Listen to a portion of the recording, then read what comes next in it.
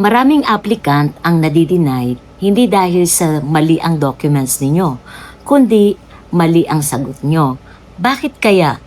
Ano ang dapat natin gawin para tayo maging approved?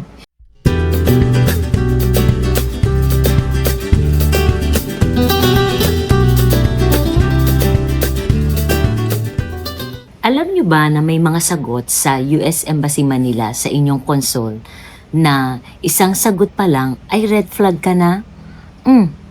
Ano kaya ito? So ito, magandang topic. Pag-usapan po natin ang mga dahilan kung bakit ba kayo nadi-deny o bakit po kayo nare-reject. Ngayon, magandang topic natin ito, guys at mga kababayan. Pag-uusapan natin kung ano-ano ba ang dapat nating paghandaan para po itong mga things not to say o yung sasabihin natin sa pagsagot natin sa kanila, ating consult sa ating visa officer ng maayos na hindi tayo magkakamali. Kaya ito po, tandaan nyo. Ako po si Jeannie Pinay-Haway at lagi pong nagbibigay sa inyo ng isang advocacy na ang layunin ko ay makatulong sa inyo. Po ay libre lang. At disclaimer lang po, ako po ay hindi nagtatrabaho sa government, hindi po ako legal advisors at lalong-lalo na po na hindi po ako attorney immigrant. Ano po? Ako po, ang layunin ko lang po, again, sasabihin ko sa inyo, mabigyan ko kayo ng tips and guidance. Tara na po, pagsamahan na po natin. So, halika na po, sama-sama nating i-discuss ito, ang topic na ito, para po kayo ay mapaghandaan nyo at huwag nyo pong gayahin itong mga sagot na ito na ibibigay ko po sa inyo. Okay, let's go na, no? So, number 1. Ano kaya yung number 1? Ito pong number 1 na ito. Ito po yung sagot na huwag nyo pong sasabihin ito na hindi ko po alam, na I don't know. Bakit kaya I don't know? Kasi po, kapag sumagot po kayo ng ganyang sagot, ibig pong sabihin at nararamdaman po ni Consol at naia-analyze na po niya na kayo po ay hindi prepared. Unang-una po.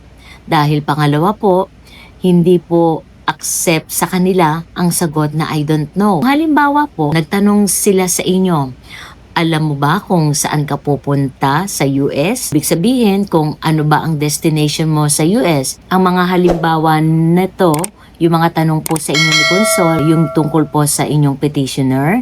Siyempre, minsan po nagtatanong po sila sa inyo about sa petitioner po. Kung alam nyo po ba kung saan po ba sila nakatira?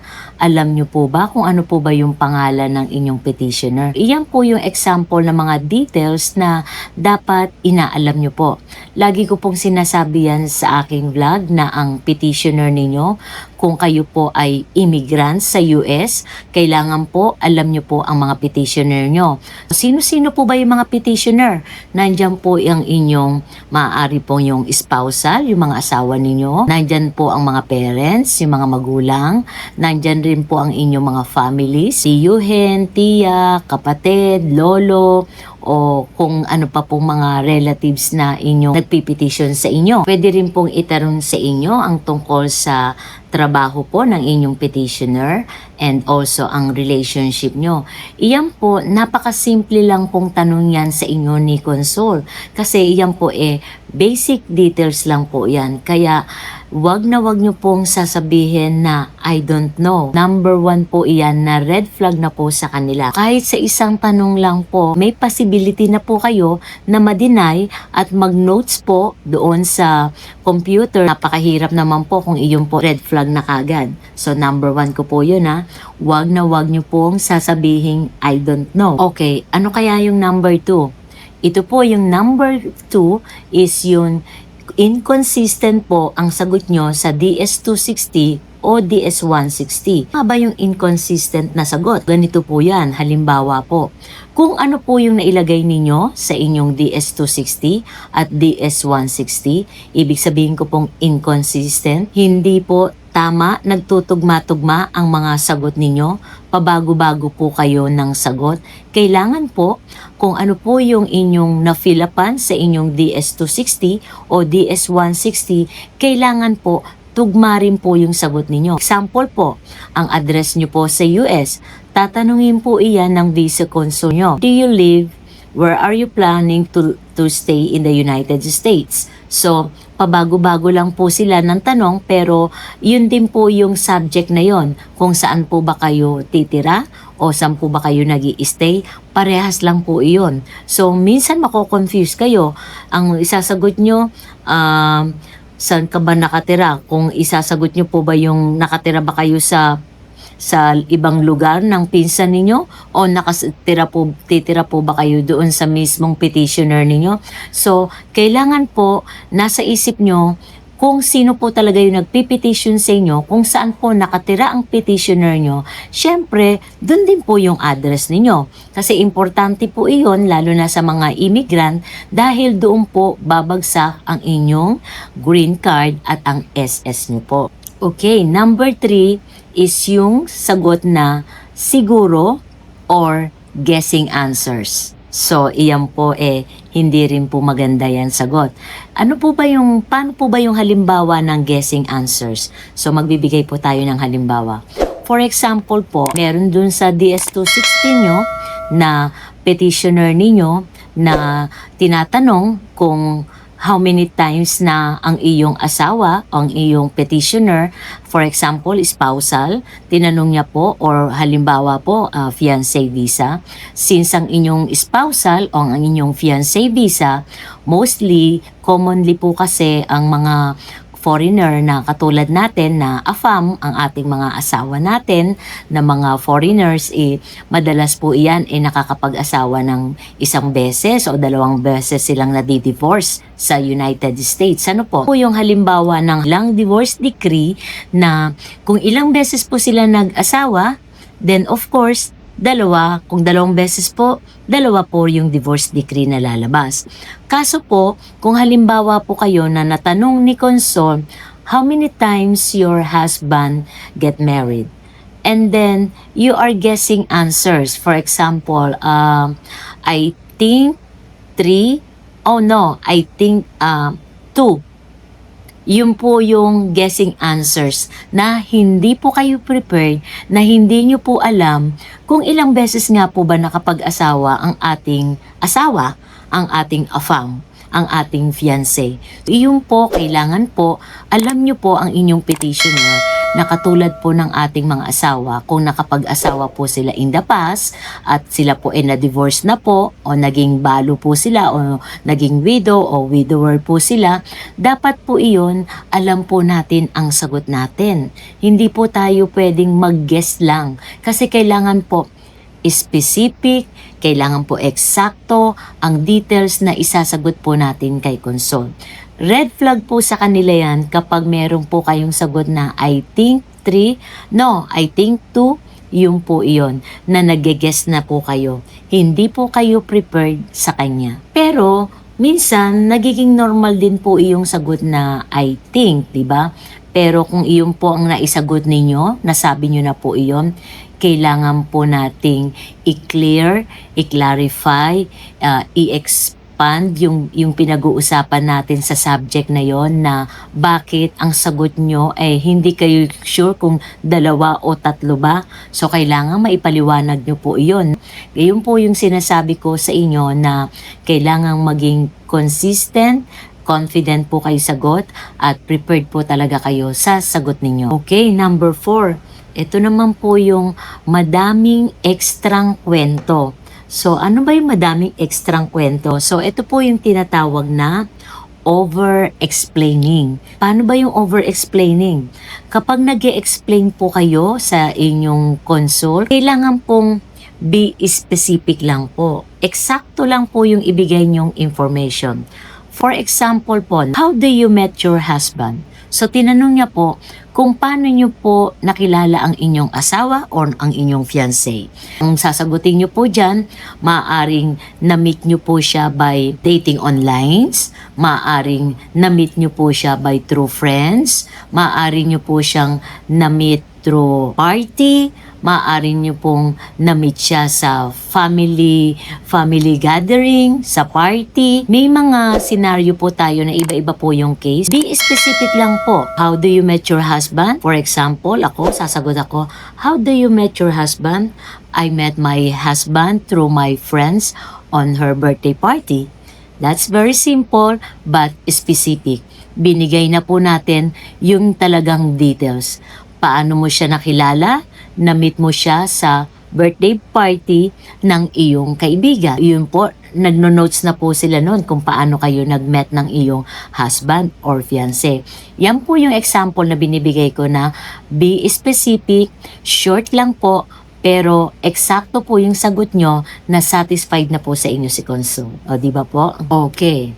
Number 5, ito po yung lies or fake answers. So, ano po ba yung mga halimbawa ng lies or fake answers?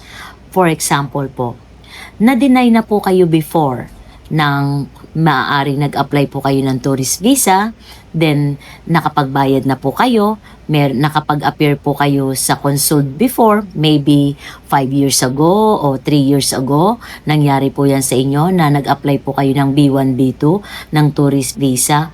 Kaso po, hindi po kayo na-aprobahan, na-deny po kayo. Pero naka-attend po kayo ng interview. Disapprove po kayo o kayo po ay na-reject o na-deny po kayo. Po mangyayari.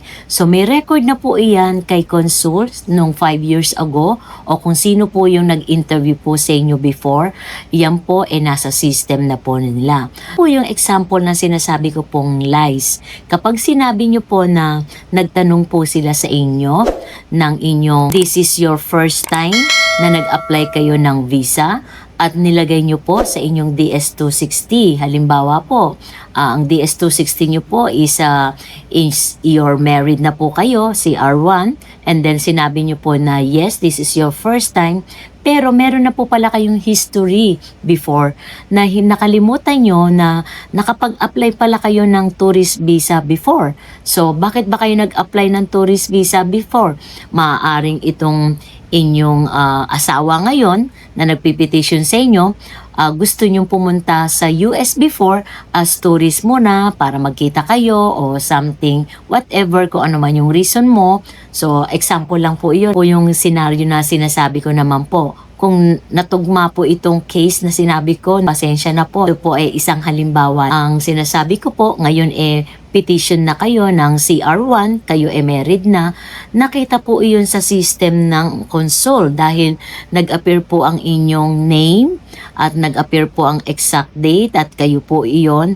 Medyo alam po nila na lies na po kayo. So, paano pa po maniniwala ang Consul sa inyo sa susunod pa po na mga next question? Meron na po iyong nakanote sa kanya. This person is lying on me because of that. Na instead of na nagsabi kayo ng totoo before na nakapag-apply kayo before ng B1, B2 ninyo, ng tourist visa, pero na-deny kayo, you can explain naman na bakit kayo na-deny noon, pero masasabi nyo na hindi nyo nga po alam kung bakit kayo na-deny. So, alam naman po nila yan na hindi po nila sinasabi kapag na-deny ang isang applicant, hindi po sinasabi ng visa Consul sa inyo kung bakit po kayo na-deny. Much better po kung kayo po meron ng pass at nakapag-interview na rin po kayo sa inyong US Embassy Manila before in the past, sabihin nyo po, ilagay nyo po iyon sa DS-216 ninyo na para po alam po nila na kayo po ay hindi nagsinungaling. Nalaman po nila na nagsabi lang po kayo ng totoo. Yun po yung halimbawa na sinasabi kong lies. Okay, halimbawa po ng fake answers. Example po, yung mga sa fiancé visa, no? Halimbawa po, meron po kasi yan na pinifilapan kayo kung kailan po kayo magpapakasal, no? So, for example, pupunta po kayo sa US at balak nyo pong magpakasal this coming June. Ngayon is April 13 today. So, this coming June, April, May, June, halimbawa po, na-interview na kayo ngayong ngayong dadating na May at magpapakasal na kayo ng June.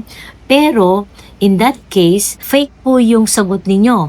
Fake answers. Kasi po, maaari pong ang makikita po ni Consol na mali yung sagot nyo kasi po hindi po nagtugma maaaring doon sa tanong ni Consol kung saan kayo magpapakasal at anong buwan at nasagot nyo po ng June pero hindi naman pala June ang plano ng inyong fiancé na sumagot pala siya ng plano niya is July. So, dapat po ang sagot ninyo at ang sagot ng inyong petitioner kailangan po yan parehas. Kailangan po magkatugma kayo ng sagot.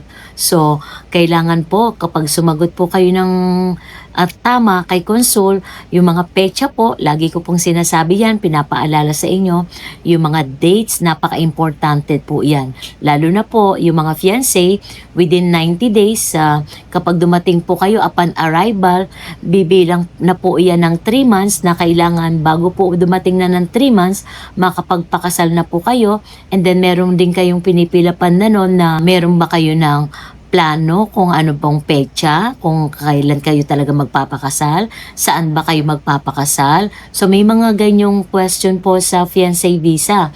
Kaya makikita po nila kung kayo po nag-lie na sinabi nyo pong June and then yung isa pong fiancé nyo sinabi po na July. So, yan po yung mga fake answers, no? So, yan po yung mga halimbawa. Ayan, yan po yung mga 5 things not to say pagdating po nyo sa final interview. Ano po?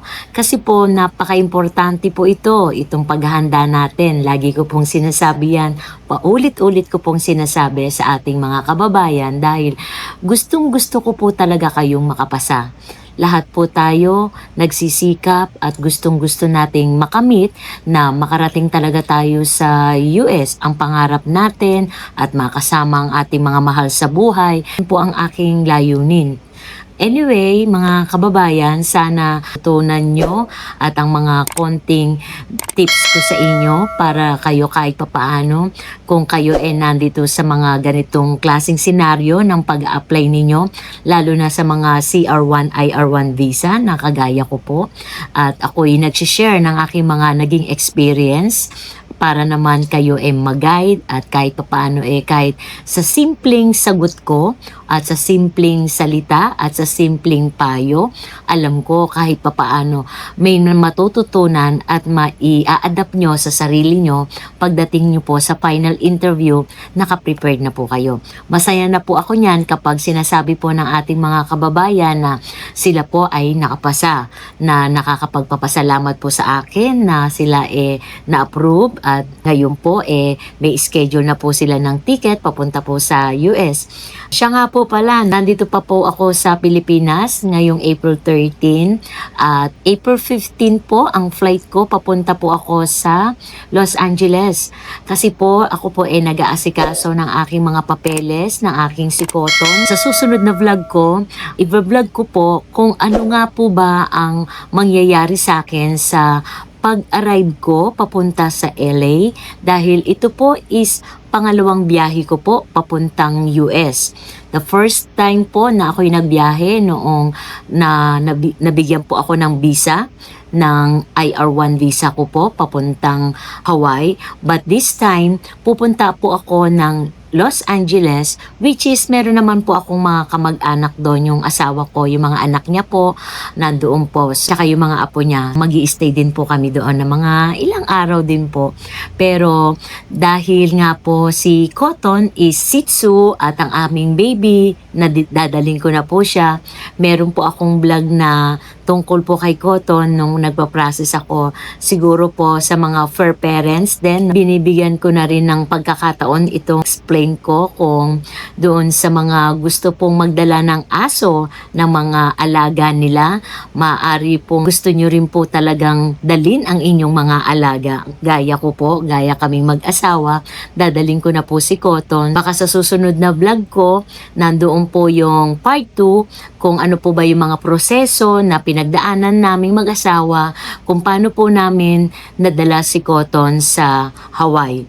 But this time, medyo kinakabahan po kami dahil maraming mga papeles na sana po cross my fingers na sana gabayan ang aming journey ng aking alagang aso na si Cotton, na sana maging tagumpay po ang aming pag-arrive sa LA kapag na-CDC po siya ng animal care facility doon, ng Roos Kennel. So yun po yung mag-aantay sa amin para mabigyan po kami ng export permit papunta po sa Hawaii. But this time, hindi ko po alam kung ano po yung itatanong sa akin ng immigrant visa officer doon sa airport, dahil nga po magpa-flight ako from Manila to LA, at dahil nagpa-process po kami ng alaga kong si Cotton, at medyo natagalan po ako ng 2 buwan dito sa Pilipinas. So ngayon babalik na po uli ako sa Hawaii. Sana tuloy-tuloy po ang aming journey namin ito na maging success. Anyway, thank you very much po sa lahat po ng mga sumubaybay sa akin, at thank you rin po sa mga sumusuporta, at doon po sa mga hindi pa po nakakapag-subscribe sa akin, no? Like and share na rin po kung nagustuhan nyo po, at subscribe na rin po sana kayo para sa susunod pong upload na videos ko, notify ko rin po kayo at makita nyo po ang more content ko po at susunod pong vlog ko. At salamat po, maraming salamat po, at natutulungan ko kayo at natutulungan nyo rin po ako sa panonood nyo sa akin. So, thank you so much. Bye!